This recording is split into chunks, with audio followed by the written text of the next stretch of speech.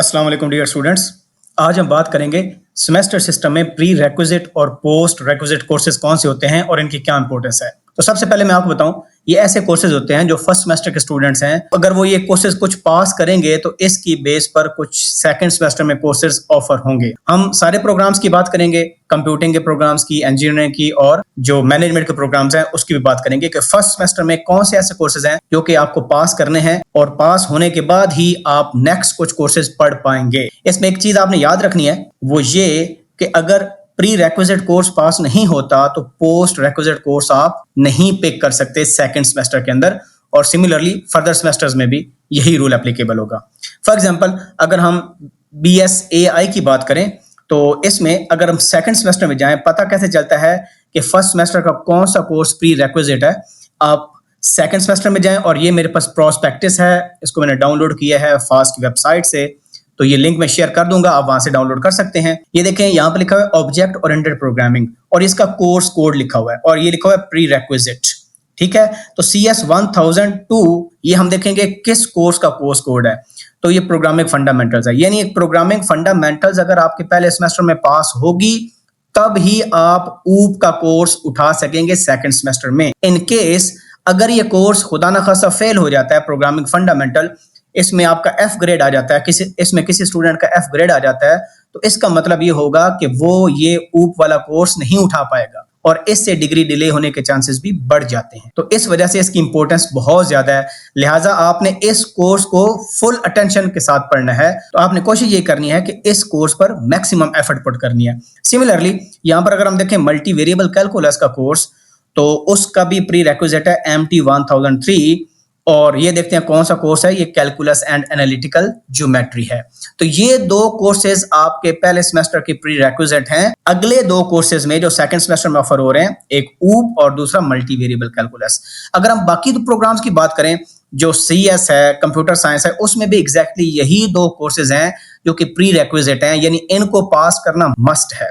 अगर कैलकुलस में किसी का F ग्रेड आ जाता है तो फिर वो मल्टी वेरिएबल कैलकुलस नहीं पढ़ पाएगा। सिमिलरली अगर आप साइबर सिक्योरिटी में जाएं तो इसमें भी आपको वही दो कोर्सेज नजर आएंगे और इसी तरह जो डाटा साइंस है उसमें भी यही दो कोर्सेज जो हैं प्री रिक्विजिट हैं, ऊप के और मल्टी वेरिएबल कैलकुलस के। और ये हमारे पास सॉफ्टवेयर इंजीनियरिंग डिग्री है, इसमें भी आप देख रहे हैं कि सेम दो कोर्सेज जो हैं वो प्री रिक्विजिट हैं, ऊप के और मल्टी वेरिएबल कैलकुलस के। ठीक है, तो उसके बाद हम आते हैं इंजीनियरिंग प्रोग्राम्स में। तो इंजीनियरिंग में, कंप्यूटर इंजीनियरिंग में सिंपल एक ही कोर्स है जो कि प्री रिक्विजिट है किसी सेकंड सेमेस्टर के कोर्स का, वो कौन सा है? Applied calculus. तो ये किसका प्री रिक्विजिट है? ये है linear algebra and differential equation का। यानी सेकंड सेमेस्टर में ये वाला कोर्स आप तब ही उठा पाएंगे अगर ये क्लियर होगा। इसमें FSC की तरह नहीं है कि FSC में आपका फर्स्ट ईयर में सप्ली आ गई तो फिर सेकंड ईयर में आप जब कंपार्टमेंट वाले भी तैयारी कर रहे हो सब्जेक्ट की और साथ सेकंड ईयर की भी उस सब्जेक्ट की तैयारी कर रहे हो, दोनों को इकट्ठा पेपर दे दिया। यहाँ पर ऐसा नहीं है। इसको आप कंसीडर करें कि जिस तरह मैट्रिक और FSC होती है कि मैट्रिक में अगर किसी सब्जेक्ट में फेल हो गए आप तो फिर FSC में आप इनरोल नहीं हो सकते। तो ये एग्जैक्टली प्री रिक्विजिट और पोस्ट रिक्विजिट का ये प्रिंसिपल है कि प्री रिक्विजिट फेल हो गया तो पोस्ट रिक्विजिट आप नहीं पिक कर पाए। ये देखें सिविल इंजीनियरिंग में, देखें इसमें अप्लाइड कैलकुलस किसका है? डिफरेंशियल इक्वेशन का प्री रिक्विजिट है। अगर हम इलेक्ट्रिकल इंजीनियरिंग में जाएं तो वहां पर आप देखेंगे इसमें भी अप्लाइड कैलकुलस किसका प्री रिक्विजिट है? Linear algebra and differential equations का। तो एक ही कोर्स है, बाकी में आप फेल भी हो गया तो कोई मसला नहीं है, तो वो आप बाद में पढ़ सकते हो, उसको रिपीट भी कर सकते हो, लेकिन क्योंकि इसकी बेस पर अगला कोर्स डिपेंड कर रहा है इस वजह से इसका पास करना मस्ट है, तो इस पर ज्यादा फोकस करना है। सिमिलरली अगर हम मैनेजमेंट के प्रोग्राम्स में आए तो आप देखें कि इसमें फंडामेंटल ऑफ अकाउंटिंग और इंग्लिश 1 ये दो प्री रिक्विजिट है। किस किस के? जो इंग्लिश 1 है उसकी बेस पर इंग्लिश 2 आप पढ़ेंगे, उसमें रजिस्टर होंगे।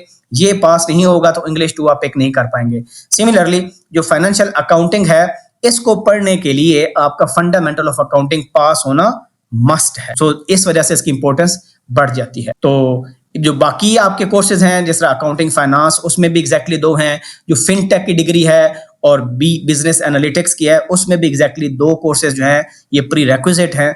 और सिमिलरली जो फाइनेंशियल टेक्नोलॉजी है उसमें भी यही दो कोर्सेज आपको नजर आ रहे हैं। तो मैंने आपको इंपॉर्टेंस बता दी कि कितनी इंपॉर्टेंस है प्री रिक्विजिट कोर्सेज की, कि अगर ये पास होंगे तो तब ही जाकर जो नेक्स्ट इस पर कोर्स डिपेंड कर रहे हैं वो आपको ऑफर हो पाएंगे, अदरवाइज आपको सेकंड सेमेस्टर में भी इनको रिपीट करना पड़ेगा। ठीक है जी, तो ये था प्री रिक्विजिट और पोस्ट रिक्विजिट का। तो इनकी इंपॉर्टेंस है क्योंकि इनकी बेस पर, क्योंकि ये पूरी चेन बनती है और इनकी बेस पर अगले कोर्सेज डिपेंड कर रहे होते हैं। इनकी वजह से अगर इसमें F ग्रेड आएगा तो आपकी डिग्री डिले होने के चांसेस बढ़ जाते हैं। तो इनको फोकस करें और अच्छे से इनको पास करना है अच्छे ग्रेड के साथ, यही आपका बस फोकस होना चाहिए। और ये चीज़ें थी जो कि मैंने कहा इंपॉर्टेंट हैं रिगार्डिंग टू सेमेस्टर सिस्टम। सो कोई क्वेश्चन हो please ask in the comment section. मिलते हैं नई वीडियो के साथ, अपना ख्याल रखें। अल्लाह हाफ़िज़ व नासिर।